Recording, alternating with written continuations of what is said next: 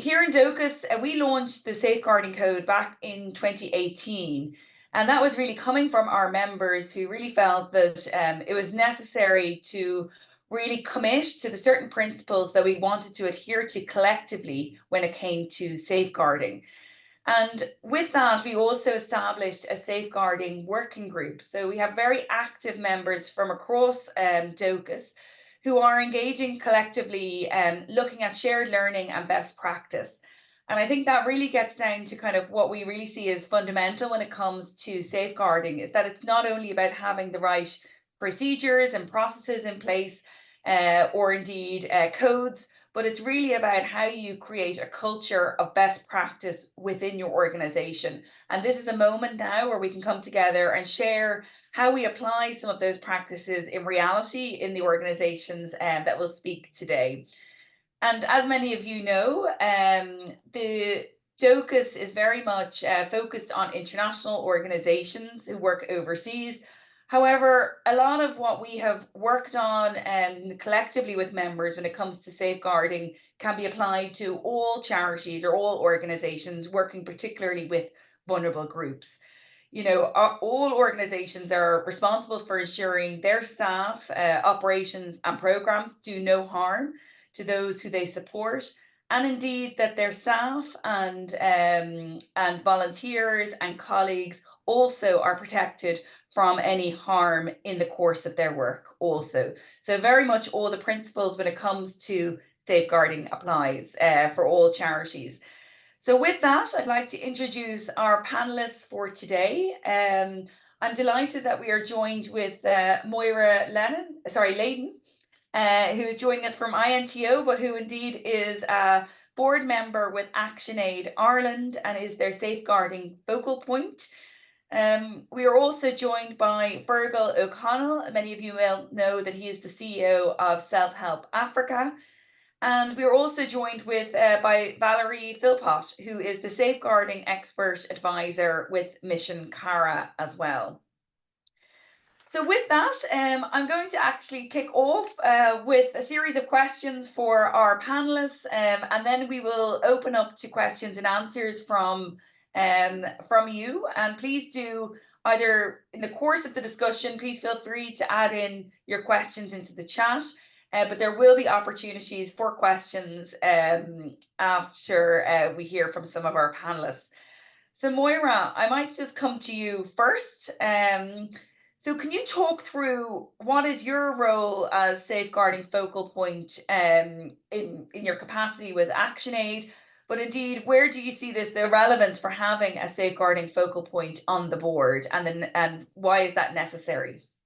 Okay, well, I think maybe a little bit of the backstory might be helpful, because I think a lot of board members will be in my position. And sorry to correct you, Jane Ann, but we're very partisan in the trade union movement. I'm actually an official with Assistant General Secretary with the ASTI, the second level teachers, not with the primary. And that really is my background story. I joined the ASTI in 1989. 1990, we had the Kilkenny incest case, as it was called at the time, and it was an absolute explosion in the education sector because of the fact that for once, I suppose you could say, the blame was beginning to be understood. Where did the system fall down with such egregious, violent and horrific abuse of a child who was going to school in a village?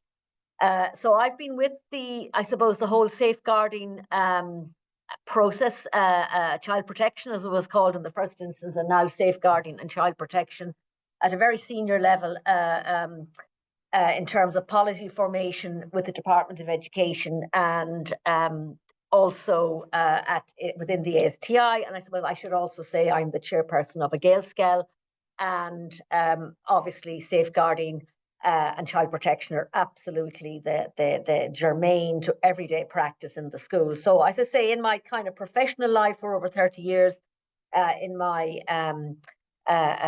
personal life, and indeed in my civic life with ActionAid Ireland, I joined the board with great privilege about 3 years ago.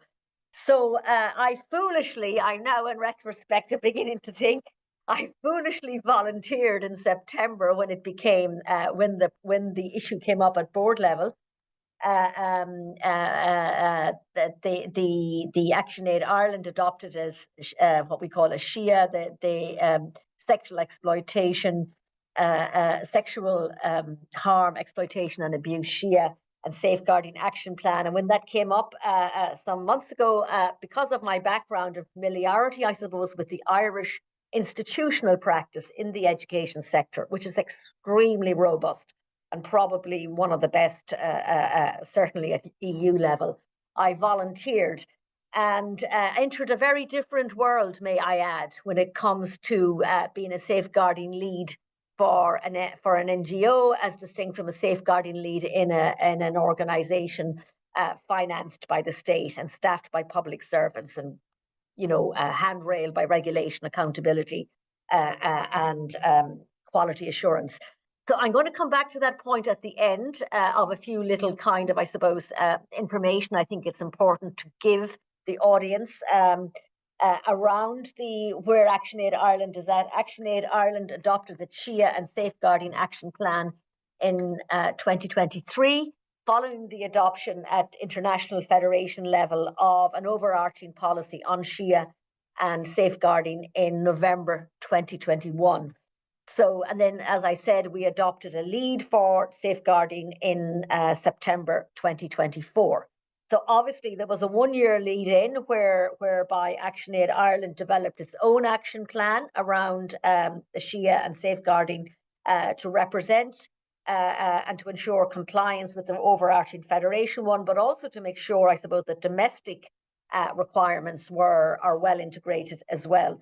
So, and I suppose one of the, and my world is institutional education, formal education rather, not so much the NGO sector, but certainly, one of the core principles underpinning the policy is the fact that safeguarding incidents are rooted in an imbalance of power, particularly gendered and sexualized abuses of power. And looking at all of your NGO names around this table, I can see you are, by definition, NGOs are working with vulnerable people who are living with power imbalances, whether it's gender or class or ethnicity or religion or whatever.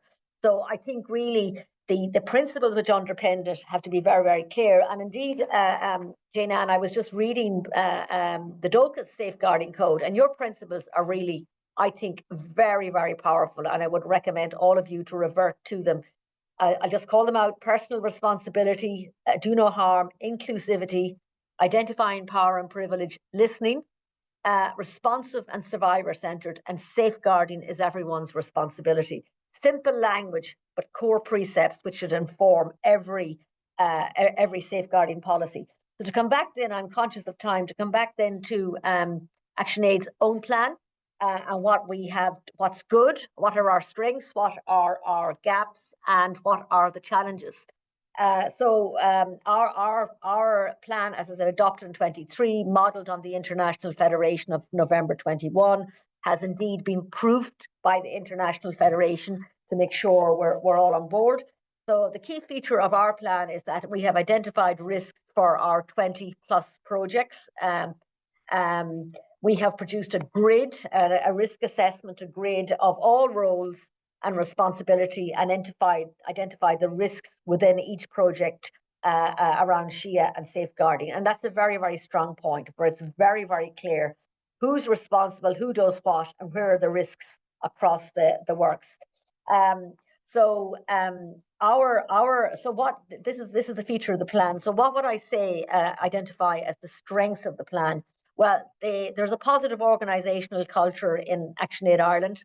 Protocols are in place for all aspects of work. Our own strategy 2022 to 27 has a very strong focus on SHIA and safeguarding. We recognise this as a strategic enabler. Indeed, I would say necessity, given the feminist principles and the fact that most of our work is with females, adults and children.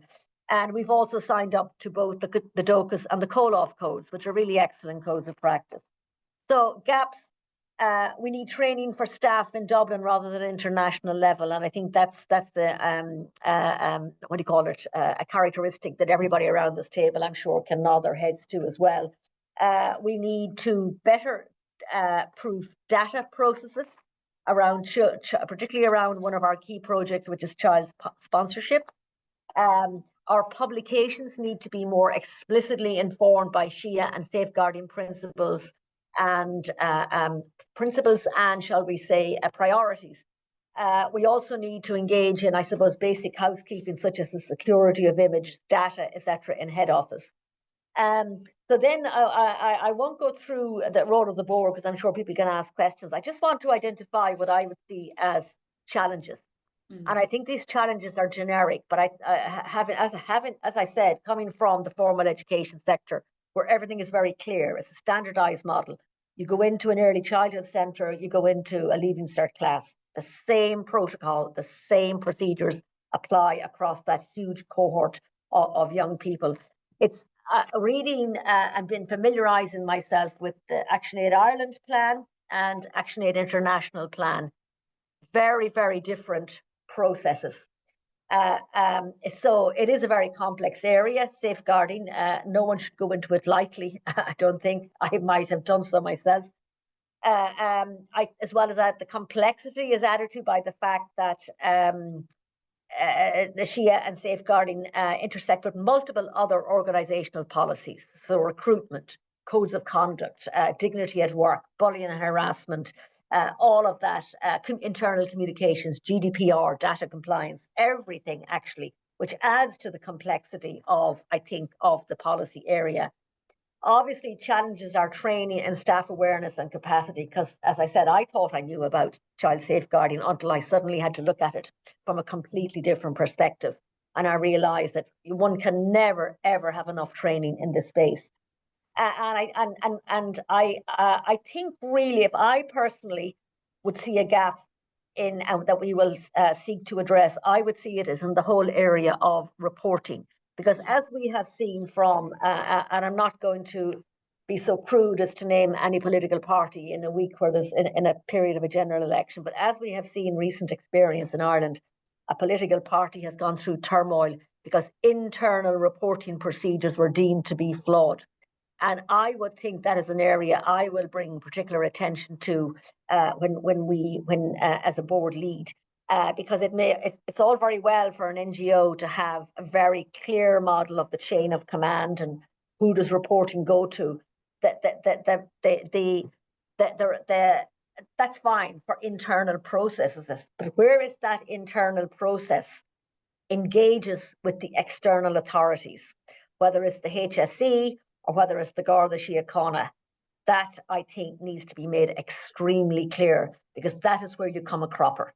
So I'm going to leave it there and come back to other questions about the board lead at a later stage, Jane Ann, because I know I've gone on a little bit. But I hope my experience as a novice taught you something, realise this is quite a different space.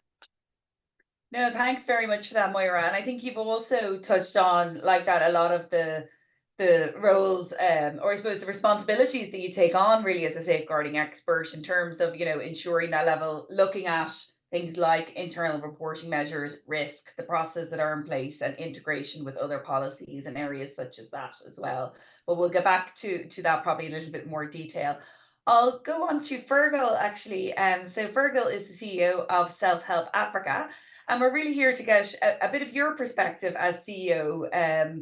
Why is it important to you that board members have an understanding of safeguarding issues? And where do you see, I suppose, the role of the board in terms of supporting and leading on safeguarding initiatives as well?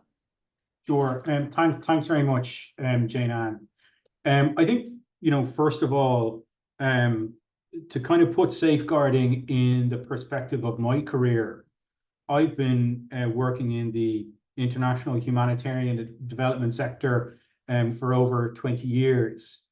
And unfortunately, those 20 years have been punctuated by very significant safeguarding crises that have absolutely rocked our sector. We had the West African scandal in the noughties, that primarily focused on peacekeepers, but international humanitarian aid organizations were implicated as well. Then in the last decade, a very high-profile international NGO was rocked by very significant safeguarding failures, which had ripple effects throughout the sector. And then, unfortunately, in recent years, we've seen a very systemic safeguarding issue arise throughout the humanitarian sector in the Democratic Republic of the Congo.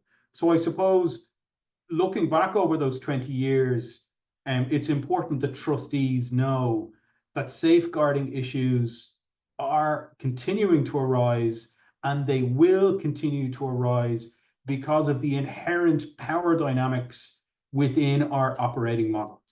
We are primarily delivering services to extraordinarily vulnerable clients and communities. And those power dynamics will inevitably give rise to contexts in which safeguarding violations can occur. So first of all, trustees and directors of charities need to understand it's happened before, it is happening now, and it will happen again.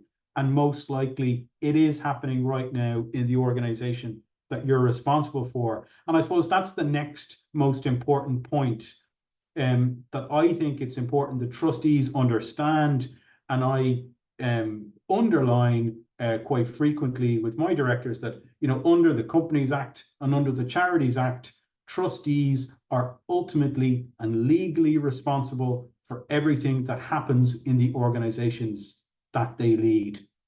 And I think that's really important for people to understand. I had a conversation recently with a friend who's a trustee of a small charity in Ireland, and we were talking about the difficulty in recruiting new trustees. And I said it's very difficult with a lot of the scandals that have emerged in recent years, and as trustees realise that they are legally responsible. And when I said trustees are legally responsible, that actually came as a shock to her, despite the fact that she is a trustee of a charity currently. So, and I think it's, getting in that mindset that you are legally responsible for what happens in the charity, within the organization, you then have to take responsibility for setting the tone within the wider organization, and realizing that being a board member or being a trustee is like driving a car and steering the steering wheel. Very small movements of the steering wheel of the organization can direct where the organization goes. And my advice to trustees would be, it doesn't take a lot to direct management attention towards safeguarding. Risk registers are an integral part of a board's oversight. So simply making sure that safeguarding is there on the risk register is a really important thing. Making sure that it's a standing agenda item for board meetings and relevant subcommittees. Requesting that it's a standing section within reports that go to boards.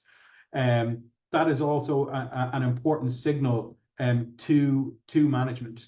But also putting the onus on management as well to do their job, to educate the board on their responsibilities, to educate the board on where the risks around safeguarding are, because we have, as management, we have to know that trustees are coming with very diverse backgrounds and may not have an intricate knowledge of the day-to-day operations. So it's incumbent on us as well to act as responsible executives to help trustees do their job.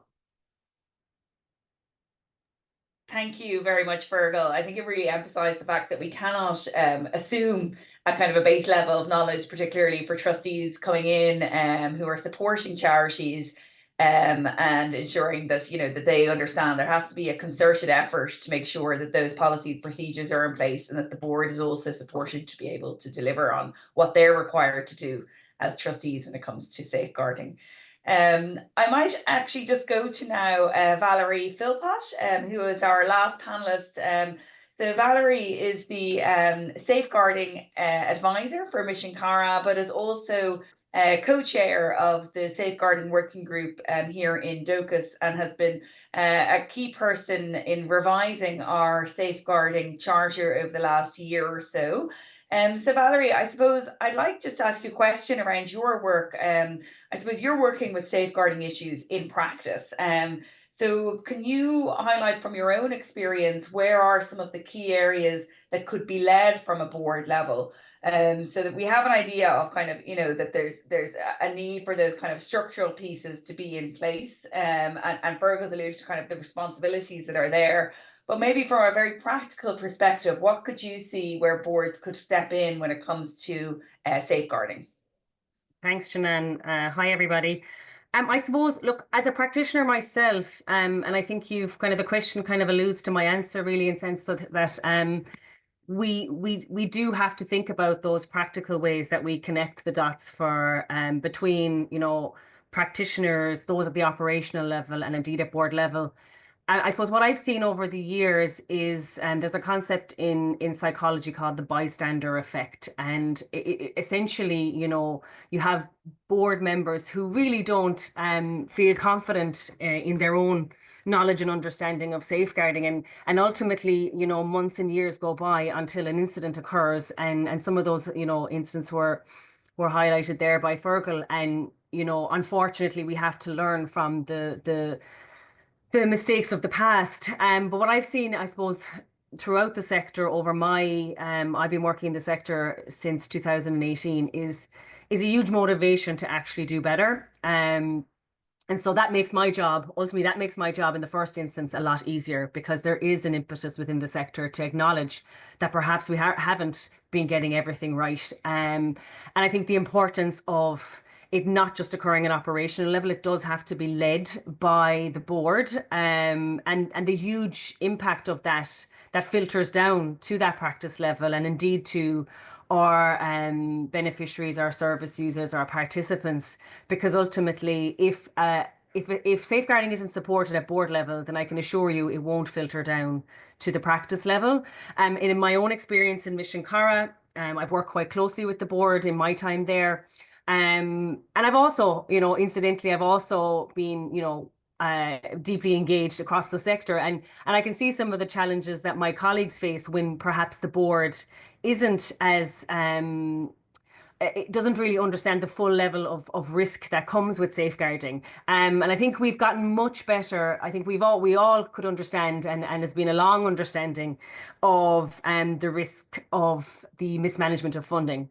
But actually, I've seen a huge change in the awareness of the risks, and this is at board level, of safeguarding. And Fergal, touched on it. One of the key facets of that is integrating safeguarding into your risk register. So if you learn nothing else today, go away and look at your risk register and look at how you are going to integrate safeguarding, and do your risk assessment that integrates your safeguarding risks within that. Because if you don't, there are two things that will sink an organization in this world today, and that is the mismanagement of funds and safeguarding.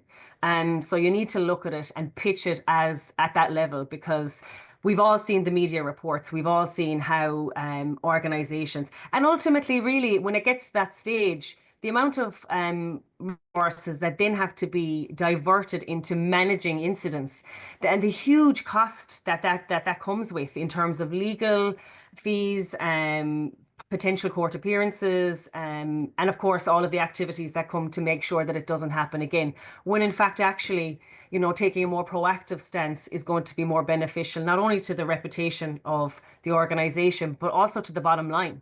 I've seen some fairly hefty lawyers' bills over the years when it comes to managing incidences that have a lot of zeros attached. And that money, when I think of where that money could have been applied in practice, I could have done a lot of, could have done a lot of really solid practical things that would have had a really greater effect on our on those we are seeking to support. But I suppose in terms of tangible tangible things, if you will, you know, I think, and Moira spoke to this, and I think I cannot emphasize enough the importance of having a focal point at your board level. Why? Because really, if nobody feels confident enough at board level to speak about safeguarding, then no one speaks about safeguarding. And then 5 years go by and safeguarding isn't mentioned at all, and an incident occurs, and then everybody's talking about safeguarding. And there's a flurry of activity that follows. And, you know, we all know what that entails, but ultimately it's not serving those that we're seeking to serve. And I think that person isn't just, they're not just there for their expertise, they're also building the culture. And the culture does have to be built from the from the top down, so that it can, it can exist from the bottom up. Using examples from Mission Cora, we meet, I meet, we have a reporting pathway that goes directly to the board. It is a standing item in terms of safeguarding, and we have a safeguarding focal person, and we also actually have a safeguarding committee, which we brought into being the year before last. Again, it's going to depend on the size of your organizations, but all of those things keep safeguarding on the agenda, and they also really have a positive impact on building your safeguarding culture. I've also seen where boards aren't as supportive, and I wouldn't say that that's because of any I don't think it's people's ill will. I think it's actually just people, don't know what they're dealing with. And I often, joke, as I am the co-chair of the safeguarding group in Jocus, about, why anybody would be working in safeguarding, having spent my entire career working at it. But, having those people positioned on the board level to ask the hard questions, to say, have we considered the safeguarding risks? I think that's absolutely vital. And then that filters down, because then that person is inevitably asking the questions about, well, what are we doing with personnel training? What are we doing? How are we making that? How are we strengthening our culture? Of course, resourcing, it's all fine and well to talk about safeguarding, but as board members, if you're not resourcing safeguarding, then my hands are tied as a safeguarding advisor. So, just to remember that actually you need to put your money where your mouth is, because I can only do so much with my expertise. And things like, like in Mission Cara, we created a fund one year, which was called the Innovation Fund. And we spent 110,000 euros on a fund that basically allowed members to come up with their own solutions in their own contexts and roll those out and pilot those. And then we shared them across the broader membership. I'm not sure if there are any other organizations in the sector that have done that. I've heard some, really good practices, but that's just one that we've done. I think also there's a lot to be said for demystifying safeguarding. There's a lot of fear around safeguarding. So that's where the safeguarding focal point can really come into play and really start to demystify it and just get it on the agenda without without all that fear, because I think fear paralyzes people. And again, that comes back to what I said about the bystander effect. And again, that just makes organizations more vulnerable. I suppose just in terms of the negative side, some of the negatives, I mean, I want to focus on the positives, but I think we also have to appreciate the negative elements. And I think, I have seen instances where the board have been complicit in decisions that were made to put safeguarding incidents under the carpet or under the rug. And inevitably, those things come to light. And I think just to come back to what Fergal said, which is, we all have a responsibility, but of course there is a legal responsibility that is inbuilt in our legislation that, puts board members front and center when it comes to that legal responsibility. And I think just to kind of remind board members, not to scare, but to remind that, there is that legal aspect to it as well. I'll leave it there and I'll leave the rest for questions. Great, thank you so much, Valerie. So I think we're going to go into just a panel there with both with Moira, Fergal, and Valerie, just to open up the conversation a bit between the four of us. And I would invite people to put in their questions either into the chat, or you can either raise your hand as well, and we'll come to you because we do want to be able to also really react and respond to your questions and comments also. I might go first to Margaret, if you'd like to come in. Margaret Rooney, I know you've been very involved in the safeguarding group here in Docus and are working with a Trocra. So would you like to go ahead, Margaret? Yeah, thank you, Jane Ann. Thank you very much, the speakers. That was very interesting and really insightful. And I'm just coming back to kind of some of the things that you were saying. And Moira, when you mentioned taking on the role of the safeguarding focal point, it just kind of makes me think, you know, initially when board members come aboard join our board, we do some introductions to safeguarding and safeguarding awareness. But I'm wondering, you know, when we think about particularly the legal responsibilities, any suggestions around, you know, what should be included in a safeguarding induction for a board member that maybe goes beyond the general understanding of what the definitions are, what the preventative strategies are that we have, and the reporting strategies that we have in the organization? Is there something else that we should be doing for board members at the very outset?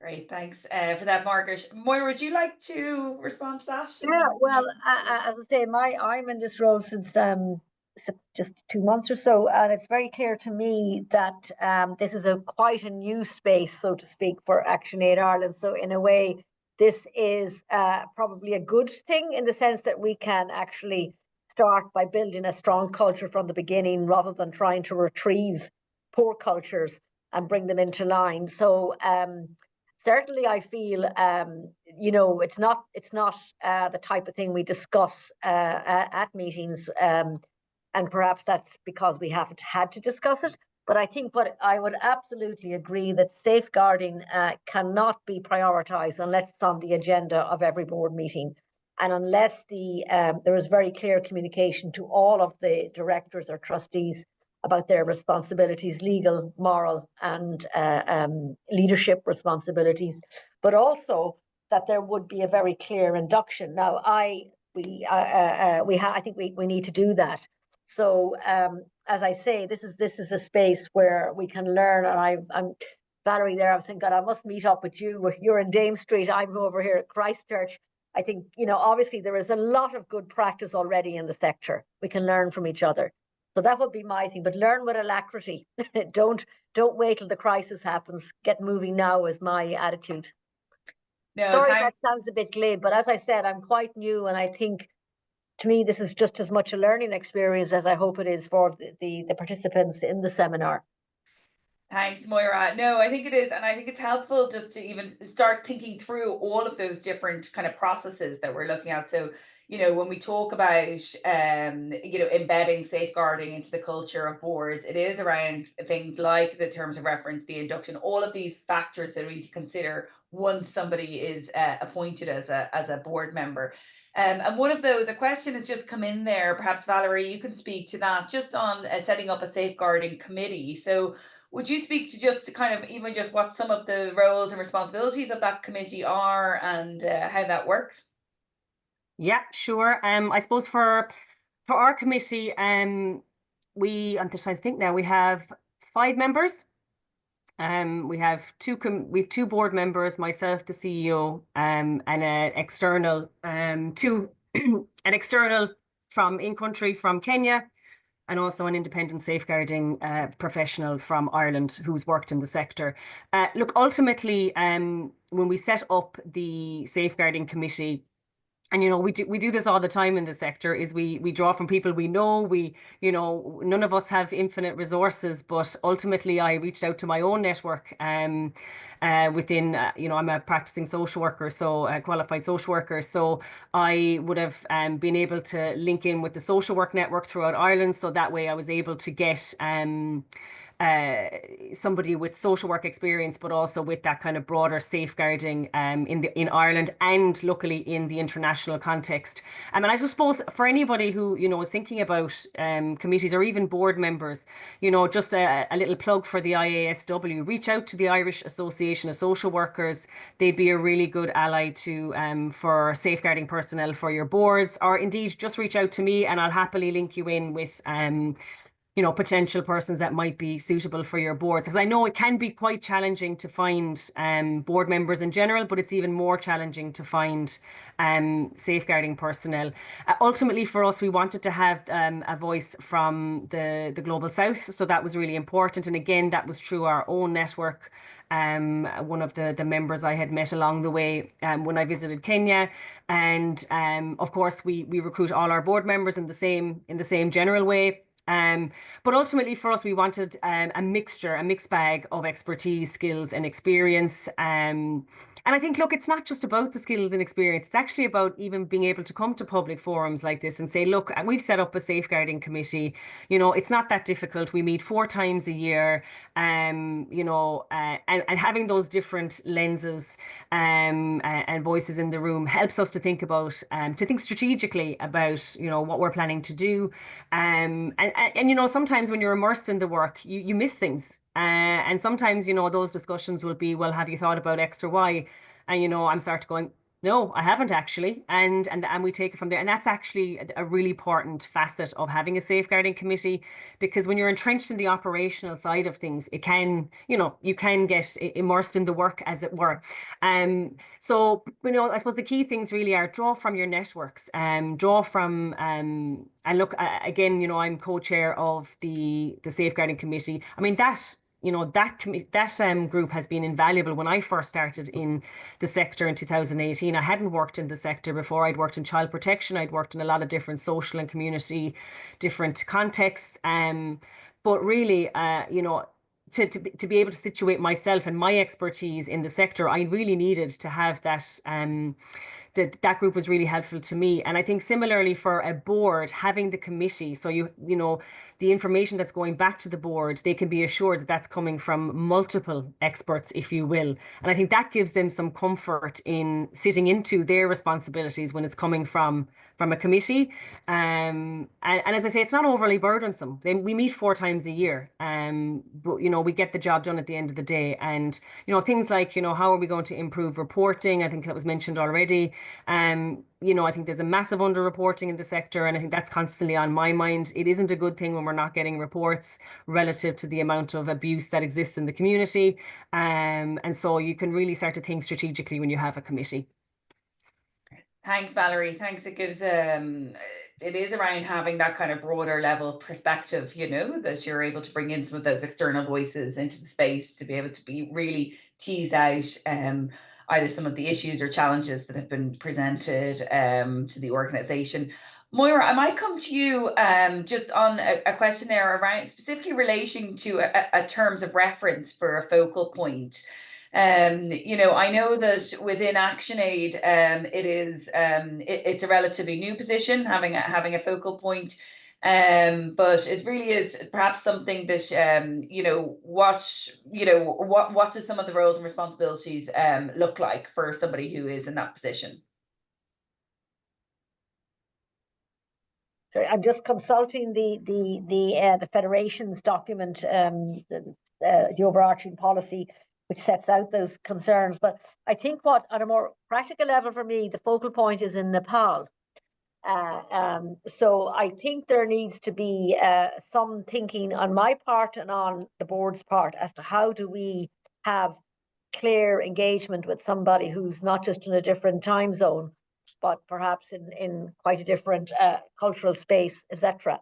Because I suppose the culture around safeguarding varies from country to country. So I think there really is a huge, and she is the global focal point for ActionAid. But what I really do feel is like, if I am the lead, how do I communicate with her? How do we make sure that I'm very aware of her role and my role? And while and I'm not giving you a straight answer, it's just I'm not fully apprised yet. I have to read this in much greater detail. There is very, very clear appendices and step-by-step guidance in our international policy, which is online, around incident management, the roles and responsibilities, what happens when a report or a suspicion is lodged, and it's all very clearly laid out. So which is very good, but I think it's the fact of you're dealing with an international focal point whereas your concerns might be around a different continent and you're leading from Ireland. So I suppose I would be concerned about how do we make sure that's a very expeditious and transparent process. That I think is an area that needs, for me, greater clarity. Great, thanks, Moira. I know, Fergal, you mentioned there you also have a terms of reference in place for a safeguarding focal point. Can you just mention a little bit about that? What your example is? Sure, yeah. I think it's really important to start from the codes to which you have signed up to, right? And in our case, you know, we've signed up to the DOCUS Charter, pardon me, and that's a really good starting point. Those of us in the international sphere will also, you know, have different reference points like the Common Humanitarian Standards, and that really can provide a framework for what should be happening at board level. And then you can kind of transmogrify that into a terms of reference for your board focal point. You can also, if you've been lucky enough to include safeguarding in a board evaluation, to see what's coming out of your board evaluation in terms of safeguarding, that can also inform some of the kind of key priorities for the focal point. Also, it can be difficult to start a document like that from a blank piece of paper, so it can be useful to get onto peer organizations to see if they've developed something in advance, and that can be a good starting point and then adapt it for your particular needs. I've put my email address in the chat there and happy to share our terms of reference. Thanks very much, Fergal. And indeed, as I mentioned there, we have the a very active safeguarding group, which Valerie is part of. So whether you want to go to Valerie directly or to us here in DOCUS, we can make sure that any requests or anything that you might have in terms of looking for advice or guidance that we can share from other peer organisations, that we'd be happy to do so. David from Concern, you have your hand up. Would you like to go next? Love to, thank you. Thanks everyone for the discussion so far. Been really, really interesting. My question really is bringing us back to the sort of point on culture. And it's very clearly central to what we're doing. It's very clearly central to the Charter and the conversation that's sometimes been framed as that move from compliance to culture. And I guess my fundamental question is, what can trustees do to drive a positive safeguarding culture? We've spoken a lot about the kind of structural elements on which a culture can be built. You know, are there committees? Are there representatives? Is there resourcing? Are there compliance documents and elements as well? Is there training that's done? But in terms of the kind of behavioural side, and, you know, Moira, it's great to hear from you, because I've long been a huge fan of Action 8's commitment to the feminist leadership principles, for example, which I think starts bringing us into some of those behavioural traits that we really want to see, that overlap, that they don't just focus on safeguarding, they transcend things like EDI and just more modern practice and more egalitarian practice as well. So just on that behavioural piece, is there any sort of advice or links on how to really drive that behavioural component of culture that we need to see? Great. Moira, would you like to go to that, or should I go to Valerie? Oh, sorry, you're on mute there, Moira, sorry. Sorry, excuse me. Yeah, I think it really, thank you, Dave. I think it really has to start with, at the top, with the board members being very, very well apprised of their roles, their individual and collective responsibility for making sure that they are creating and directing and improving the culture. And I think that, to me, you're absolutely right. I mean, the spirit of, you know, most NGOs are animated by passion and empathy and concern, and we must never lose sight of those deep human qualities that motivate us all to be involved and to decide to become board members on top of busy work-life schedules. So I think really we have to acknowledge that sitting around the table of any board, you have very diverse capacities, diverse backgrounds, and diverse knowledge bases. And I think I would see as a priority is that there is a common knowledge base, there is a common understanding, there is a common acceptance of, as it says, the individual and the collective responsibility. And I think that's how you build a culture, when staff are aware that their governing body is utterly invested in learning, in being that culture, and in making sure it permeates the organization. So I would go back to kind of board training, board information, updating, and transparency in terms of minutes and in terms of other documentation, which indeed was referenced in our own action plan, that we need to make the safeguarding concerns much more explicit when we communicate with the public and with our projects. Great, yeah. And Valerie, have you seen kind of that in practice where that has kind of worked quite well then within your own organization? Look, I think actually a very simple, because when we talk about culture, it's this kind of ethereal thing.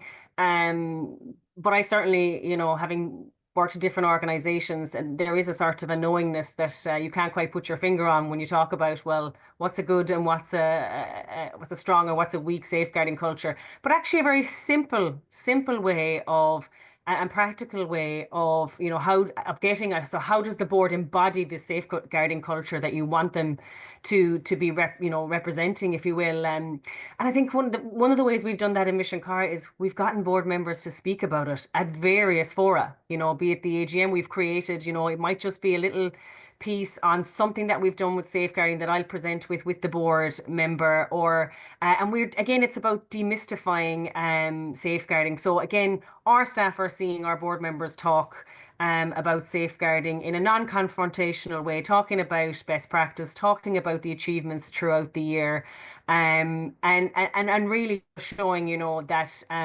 that the culture is indeed coming directly from them, that they are also emanating the values of our organization, and they're able to speak to it in formal and informal ways. So I think using public fora where we're a membership organization, so our public fora, forums would look like our AGM, or we have members meetings. We've got a Christmas one this week, for example. We come together a number of times a year, and I couldn't tell you how many times we've done engagements on safeguarding that we never did prior to 2018. And all of a sudden, when we talk about this culture of safeguarding, it's like, oh, we actually have it. Oh, I can feel it now. I can honestly say that actually, it does feel like we have a strong safeguarding culture. People are coming to my door. I have, and I have informal engagements with board members where they'll reach out to me to ask questions. I'll also just have conversations with our board members. I give training every year to our board members so that they know what's going on at operational level, and they know what I'm thinking as a safeguarding quote unquote expert in the organization. So that can give them some confidence that the person we're paying to do the job knows how to do the job. And so they feel then more confident in themselves to talk in these public fora as well alongside me. And I think that's really, when our staff see that, that's really mirroring and embodying our values across all levels. Yeah, great. Fergal, just come in there. Yeah, thanks very much. I think if we're talking about getting the safeguarding culture right, you can't look at that in isolation from the wider culture in the organization. And really for a board, that starts with leadership recruitment and really prioritizing from the get-go through the recruitment process what the expectations for the board are around positive, open, transformative leadership, moving away from macho, machismo, like Dave said, to a more feminist approach. And then there's a number of kind of touch points that the board can use to ensure that kind of leadership style is being delivered. Staff engagement surveys, even if they're not touching directly on safeguarding, they should be looking at what is the wider leadership culture, and board members can discern whether that would lead to a positive safeguarding environment or a negative one. I also think it's important for boards to ensure that they have a number of communication channels with different layers of management, that they're not just hearing from the CEO or from a small number of staff surrounding the CEO. They should have communication channels into a wide number of staff as well. And then boards should also be looking at representation of different staff cohorts in different management fora. How can a diverse range of staff backgrounds, geographic locations, genders raise their concerns through different management fora as well. And that all contributes to a more positive leadership culture that will better address safeguarding concerns. Thanks. Thanks very much, Fergal. Yeah, it really is kind of weaving it through all elements of the organization, which is critical. I want to come back to Caroline from Colov just put in a question earlier, just with regards to, I suppose, working, the example that she gave is Gaza, but I think we can apply it to kind of either any kind of conflict scenario, particularly where we may have staff or indeed the group or the vulnerable group that we're hoping to support is in a very intense kind of situation. And I just wanted to perhaps go to you, Fergal, just in terms of, like, how do you see that line between where the board's responsibility for safeguarding is, or the trustees, and then linking that down to the very acute reality for many of our many staff in this sector, but particularly local staff, but working in high intense environments where there might be conflict, where there may be a risk to their life. So how do you marry that? And is that all through the kind of risk register and kind of looking at that kind of country by country approach? Or can you give an example of how you try to manage that a bit in self-help? Sure. Listen, that's a difficult question, right? And I suppose we have to be cognizant in the international sector that we are facing more volatility right across the board. And many of the areas where our programs and our services are most required are becoming more volatile, not less volatile. And within that context, you have to develop your systems to be robust enough to withstand the most intense and hostile environments. And I think board members should be deeply interrogating risk registers, safeguarding policies that come through to ensure that they are stress tested for the most volatile conditions. I would say, you know, that our safeguarding responsibilities do not lessen or do not end when there are extreme crises like we're seeing in Gaza or in Sudan, which is currently the world's worst humanitarian emergency. And there is a lot of quote unquote remote management where senior managers often that might have visa requirements or internal travel restrictions can't get to project locations. That is when safeguarding mechanisms have to kick into gear and they have to work, because it's in those environments, often when there's a lot of conflict and coupled with a lot of direct service provision being provided, that safeguarding risks are the highest. So I would say, again, that's when your safeguarding systems have to respond and they have to be able to withstand those kinds of conditions. And these are the kinds of conversations that boards should be having with management when you're stress testing risk registers. Thanks, thanks, Fergal. Valerie, do you want to come in on that as well? Yeah, and I saw that question. I thought, oh, that's a doozy. That's a doozy of a question right there. I thought, oh God, how long is a piece of string? I mean, you're talking the most challenging of context, really, when you're talking about conflict zones. And I just want to reaffirm what Fergal said, but also just to highlight the importance of context mapping. Understanding your context, because if you don't understand the context, then your safeguarding systems will inevitably fail. And so you have to have, and obviously, I mean, in a lot of cases, the crisis can be preempted. Of course, not in every situation, but you will see, you know, an escalation in political activity, whatever. But you know, so the importance of understanding the what if. So what if this thing hits the fan today, tomorrow? What does this look like for us, and what is it going to look like? What is it likely to look like going forward? And how can we strengthen our systems on that basis? And that's not to say that it's not incredibly challenging. But and if not the most challenging, I think, of contexts to work in. But ultimately, I think we need to just remember that, you know, because, you know, safeguarding is inherently working in a crisis in a lot of ways. I wish it wasn't. I wish it was more proactive in its essence, and in its foundation it is proactive. But the reality is a lot of our work is done in that response zone. You know, conflicts and area contexts in conflict are, you know, but I think ultimately, to bring it back to, you know, ultimately the immediate risks of a child or beneficiary, participant, service user are the foremost.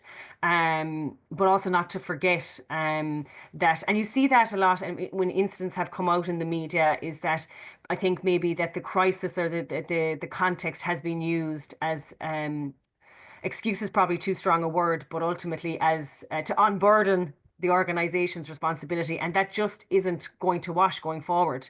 You know, because we can, as I say, there are mechanisms we can use, and the organizations can use. I mean, those organizations working in Gaza have most likely been working there for a long time. So they're extremely familiar with those contexts, and they should have really, you know, done that risk assessment prior to the conflict, you know, escalating. Thanks, Valerie. Fergal? Yeah, thanks, Jane Ann. Just something Valerie said there reminded me of a really important point, and that's to ensure, from a board perspective, that that risk management and the management of risk around safeguarding has to be bottom up, and it has to be participatory. And doing that will ensure that it is context specific, like Valerie said. Like, for example, we're preparing for our large kind of global risk workshop in Q1 of next year. And in advance of that, there are risk mapping and risk management workshops happening at country level.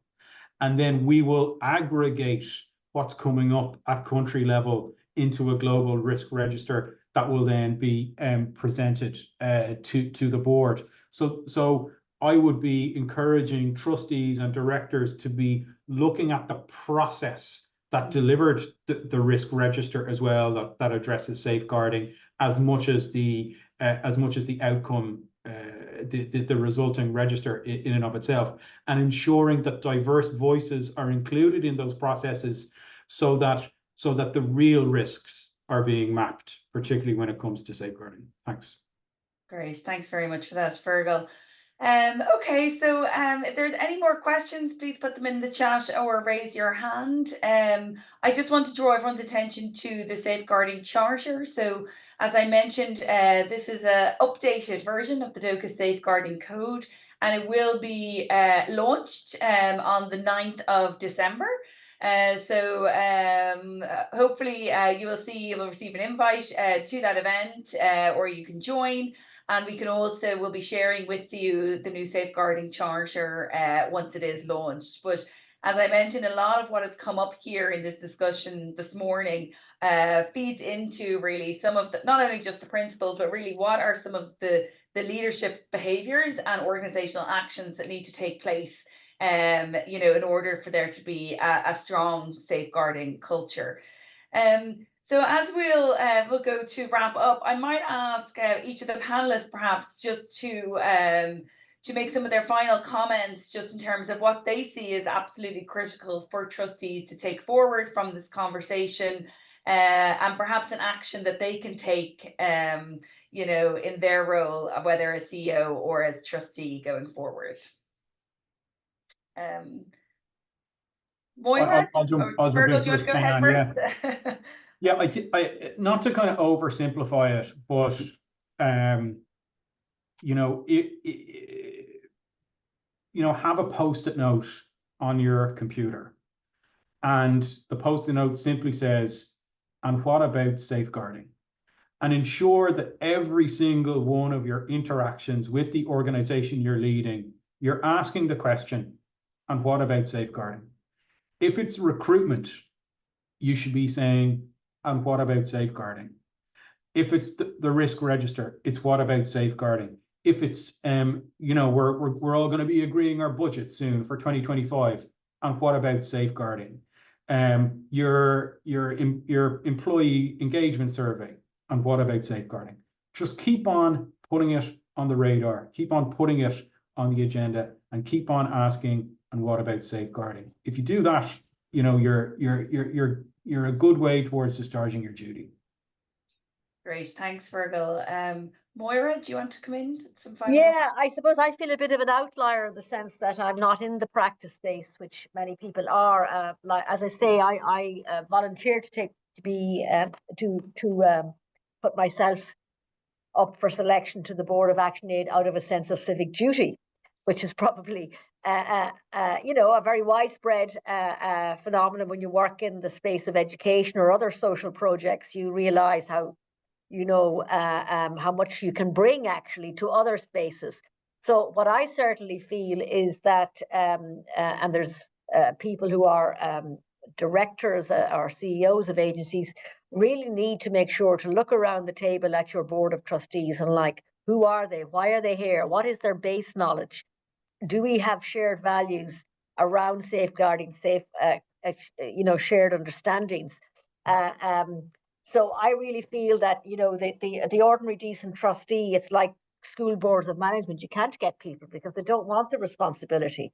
So that's where I think that CEOs can make it easier by making sure that it's embedded into the induction process and it's part of the culture that you as a trustee operate in. So that's the first thing. The other thing that has struck me, and you possibly do it, Jane Ann, but it's just struck me, I've learned so much this morning, and maybe this is the space where into the future, picking up on what Valerie has said, that there could be some more learning spaces like this under the DOCA's umbrella, where we can develop shared understandings, what different organizations are doing, etc. Because it's a space where I think it's critical to everybody's well-being, reputational well-being, individual well-being, staff well-being, board well-being. But you know, it's quite difficult actually to get this type of collective learning spaces. So I think this is a space that DOCA's could look at into the future. Thanks. Great, thanks very much, Moira. Valerie, do you want to go into that? It's always hard to go last when you're trying to give some last snippets of wisdom. I should have gone first. But I really like the post-it example that you gave, Fergal. I might do that myself to remind me about safeguarding. Look, I mean, really, I think, you know, just by virtue of being here, you've shown a motivation to learn, to you know, to develop your understanding about safeguarding. And I think, you know, my experience, there's been no shortage of motivation in the sector around building knowledge. And I think it's gone from strength to strength over the last, you know, I can speak from 2008. And you know, that's indicative of my role in both Mission Cara and also in the broader in the JOCA safeguarding group. And I think, look, I think for board members out there, I think if you don't know, ask. You know, there's no such thing as a stupid question. Like, there's lots of people on boards that really don't know a lot about safeguarding. And you know, I think that, and even if you take nothing else away from today, you know, if you don't have a focal point, if you don't have a safeguarding committee, maybe pose the question at the next board meeting to say, well, why is that? And is that something that we can look at? And if you've done that much alone from today, then that's, you know, really good progress. Great, thanks, Valerie, for that. And I just want to emphasize, like, I think it's come clear in this conversation, you know, your work will never be done when it comes to safeguarding. So it's really important for all organizations, whether in the international sector or domestically, that we are learning from each other, that there's an openness, that there's a dialogue, that there is an appetite for sharing and for learning, and for sharing each other's learnings in this area, because we can only build on each other's best practices. And we all know implementing safeguarding in practice can be extremely challenging. And I think it is important that we can learn from each other in that regard. And as Moira said, as DOCA's, we're very, very happy to be here to try and facilitate those spaces, both amongst board members, but also amongst teams. And I would invite you to get involved. Also, particularly with the launch of the new safeguarding charter in December as well. But with that, I'd like to just thank my three panelists, Valerie, Fergal, and Moira, it's been a really rich discussion, and I hope that all of you have who've come along this morning have learned a bit. I know that I have, but really about I think it's important that we continue to champion safeguarding as a sector, and we continue to talk about it. So I really appreciate the time and effort that the three of you have put into this session. It's been hugely valuable, so really appreciate it. Thanks again, and I wish everyone has a nice day and a good Charity Trustees week ahead as well. Thanks, everybody.